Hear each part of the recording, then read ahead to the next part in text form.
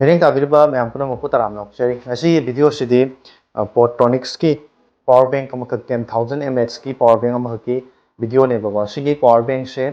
yamna sinabasu handy oiba khoi gi one hand sigi khuba manung da chan ba hai dai puthok pusin yam nuai ba aduga pai ba su yamna ko one hand sigi khut manung da challam ni na ko yamna sulum bo oida ba sinabasu yam nuai ba aduga sigi power bank sigi magi afuba feature sing ne kai no hai kana ma se 22 watt ki fast charging su oire aduga si maning da sta uri se round ama circle ama yawi si wireless charging ne ba duna khoi wireless charge support tawba khoi device sing dadi am nuai ba phone power bank ama oire ne aduga khoi Apple gi khoi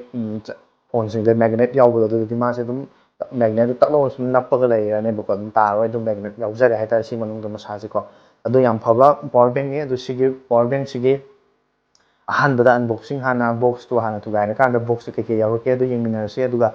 box unboxing experience to loira kanda sigi power bank ki full details to mo haijarage ma'am ngasi di mo Amazon dagi hadak share manung da ina no chen bane ko power bank ka screen guard ka chen bane ado si power bank sigi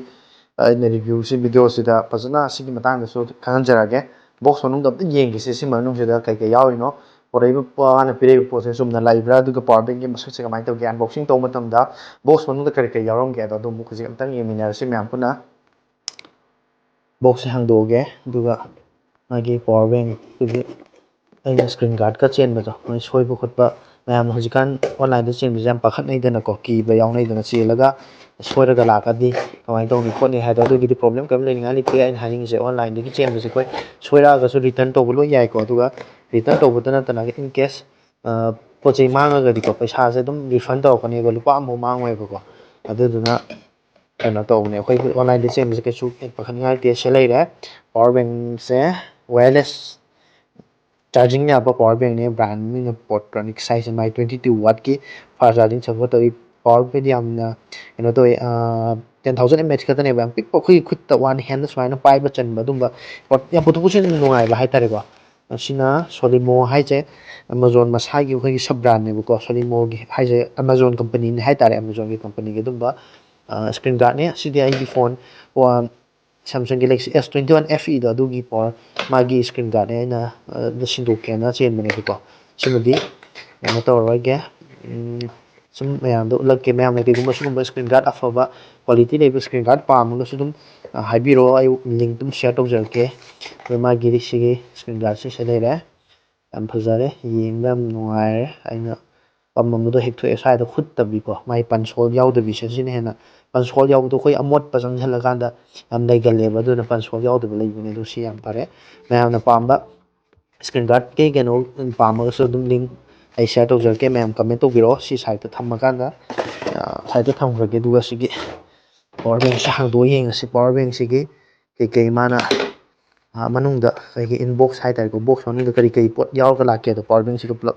yaw ge hai do yeng si Portronics ki mai gi no se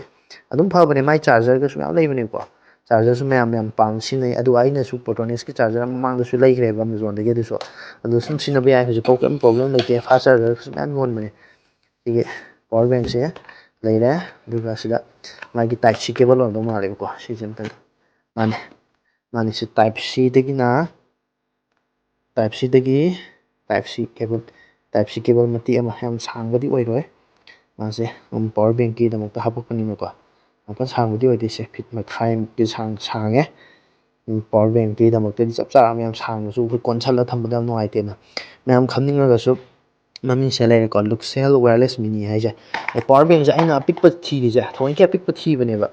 myam sin na bu tam da khoi power bank je yam lum lum da chaw di puthok pusin yam no ai te na ko si di the one hand dai khuba manung da chal le se si one hand chal le do mai design si je design ne ba si je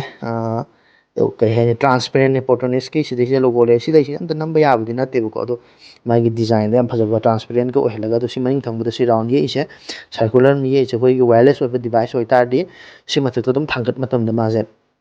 kaino to rani dum wireless charging to rani ko do si da type c to type c si je type c je charge to bu su ai du ga si da gi amuk chinjala kan atu po charge to bu su ai si na si da gi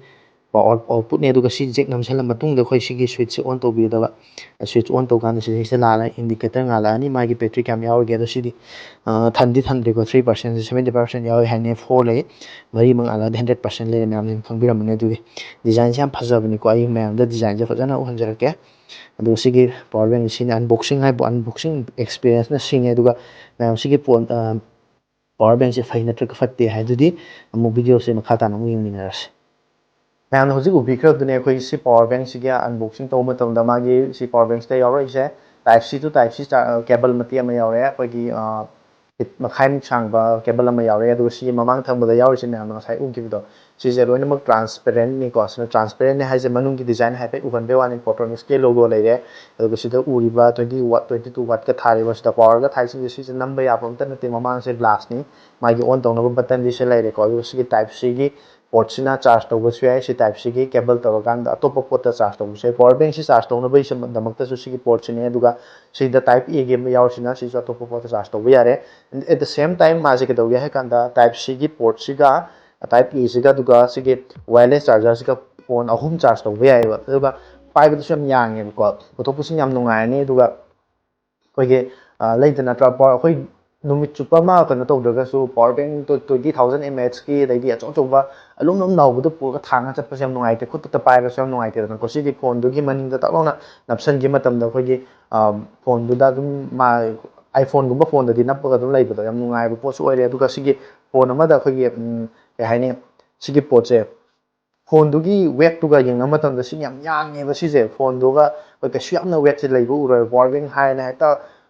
ꯋꯥꯌꯔꯒ ꯇꯧꯔꯀꯥꯟꯗ ꯃꯔꯤ ꯃꯔꯤ ꯊꯥꯡꯉ ꯆꯠꯄꯗꯣ ꯑꯗꯨꯒꯤ ꯄ꯭ꯔꯣꯕ꯭ꯂꯦꯝꯗꯨꯁꯨ ꯑꯣꯏꯔꯔꯣꯏ ꯑꯗꯨꯒ ꯁꯤꯒꯤ power ꯕꯦꯡꯁꯦ ꯑꯩꯅ ꯃꯌꯥꯝꯗ ꯔꯤꯀꯃꯦꯟ ꯇꯧꯖꯩꯁꯦ ꯁꯤꯒꯤ ꯄꯋꯥꯔ ꯕꯦꯡꯁꯦ ꯑꯩꯅ ꯂꯩꯔꯤꯁꯦ ꯍꯟꯗꯛꯀꯤ ꯑꯦꯃꯥꯖꯣꯟꯒꯤ ꯁꯦꯜ ꯃꯅꯨꯡꯁꯤꯗ ꯂꯩꯕꯅꯦ ꯃꯥꯁꯦ 1,099ꯅꯤ ꯑꯗꯨꯒ ꯑꯩꯈꯣꯏꯅ ꯑꯦꯃꯥꯖꯣꯟ ꯄꯦ UPI ꯍꯥꯏꯕ ꯄꯣꯠꯇꯨꯒꯤ ꯊ꯭ꯔꯨꯗꯒꯤ ꯂꯩ ꯇꯥꯔꯒꯗꯤ ꯑꯃꯨꯛ 99 ꯔꯨꯄꯤꯁ 100 ꯔꯨꯄꯤꯁꯦ ꯑꯩꯈꯣꯏꯗꯤ ꯀꯦꯁꯕꯦꯛ ꯑꯣꯏꯅ ꯂꯥꯛꯀꯅꯤ ꯑꯗꯨꯅ ꯑꯁꯦꯡꯕ ꯃꯃꯜꯁꯦ ꯍꯥꯏꯇꯥꯔꯗꯤ ꯑꯩꯈꯣꯏꯒꯤ 999 ꯍꯥꯏꯇꯥꯔꯦ 1,000ꯗ ꯂꯩꯔꯅꯤ ꯑꯗꯣ 1,000ꯗ ꯑꯩꯈꯣꯏꯒꯤ 10,000 mAh ꯑꯣꯏꯕ ꯑꯗꯨꯒ ꯄꯣꯇ꯭ꯔꯣꯅꯤꯛꯁꯀꯨꯝꯕ ꯑꯩꯈꯣꯏꯒꯤ ꯃꯃꯤꯡ ꯁꯨꯝ ꯂꯩꯔꯕ ꯃꯌꯥꯝꯅ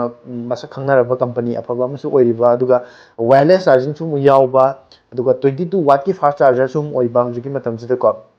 ꯑꯗꯨꯝꯕ ꯗꯤꯖꯥꯏꯟꯁꯨ ꯌꯥꯝ ꯐꯖꯕ ꯑꯗꯨꯒ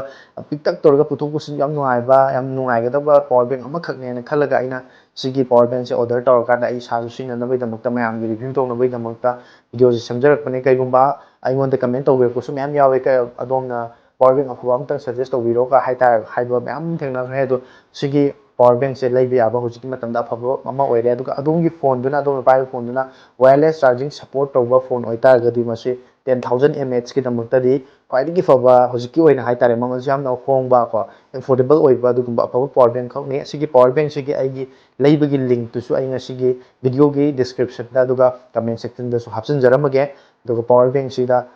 ꯍꯧꯖꯤꯛꯀꯤ ꯃꯇꯝꯗꯗꯤ ꯑꯩꯅ ꯃꯌꯥꯝꯗ ꯁꯖꯦꯁ ꯇꯧꯖꯔꯤꯁꯦ ꯁꯤꯒꯤ ꯄꯋꯥꯔ ꯕꯦꯡꯁꯦ ꯌꯥꯝ ꯑꯐꯕ ꯄꯋꯥꯔ ꯕꯦꯡ ꯑꯃ ꯑꯣꯏꯔꯦ ꯍꯥꯏꯅ ꯁꯖꯦꯁ ꯇꯧꯖꯕꯅꯤ ꯑꯗꯨꯒ ꯁꯤꯒꯤ ꯄꯋꯥꯔ ꯕꯦꯡꯁꯤꯒꯤ ꯐꯣꯇꯣꯁꯀꯨꯝꯕ ꯀꯩꯁꯨ ꯑꯩ ꯁꯤꯒꯤ ꯚꯤꯗꯤꯑꯣꯒꯤ ꯂꯣꯏꯁꯤꯜꯂꯛꯄ ꯁꯔꯨꯛꯇ ꯊꯣꯛꯍꯟꯖꯔꯝꯃꯒꯦ ꯑꯗꯨꯅ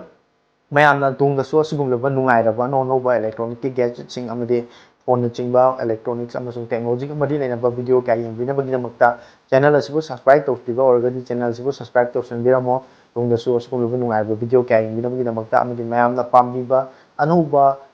ꯚꯤꯗꯤꯑꯣ ꯀꯌꯥ ꯄꯨꯗꯨꯅ ꯂꯥꯛꯄ ꯉꯝꯅꯕ ꯍꯣꯠꯅꯖꯒꯦ ꯚꯤꯗꯤꯑꯣ ꯑꯁꯤꯕꯨ ꯂꯥꯏꯛ ꯇꯧꯕ ꯁꯕꯁꯀ꯭ꯔꯥꯏꯕ ꯇꯧꯕ ꯑꯃꯗꯤ ꯁꯤꯌꯔ ꯇꯧꯕꯤꯔꯝꯃꯣ ꯇꯨꯡꯗ ꯃꯌꯥꯝꯒꯤ ꯑꯄꯥꯝꯕ ꯐꯪꯕ ꯑꯃꯁꯨꯡ ꯑꯅꯧ ꯑꯅꯧꯕ ꯚꯤꯗꯤꯑꯣ ꯀꯌꯥ ꯄꯨꯔꯛꯄ ꯉꯝꯅꯕꯒꯤꯗꯃꯛꯇ ꯉꯁꯤꯒꯤ ꯑꯣꯏꯅꯗꯤ ꯚꯤꯗꯤꯑꯣ ꯑꯁꯤꯒꯤ ꯃꯇꯥꯡ ꯑꯁꯤꯗ ꯂꯣꯏꯁꯤꯟꯖꯔꯤ ꯇꯨꯡꯗ ꯑꯃꯨꯛ ꯊꯦꯡꯅꯔꯁꯤ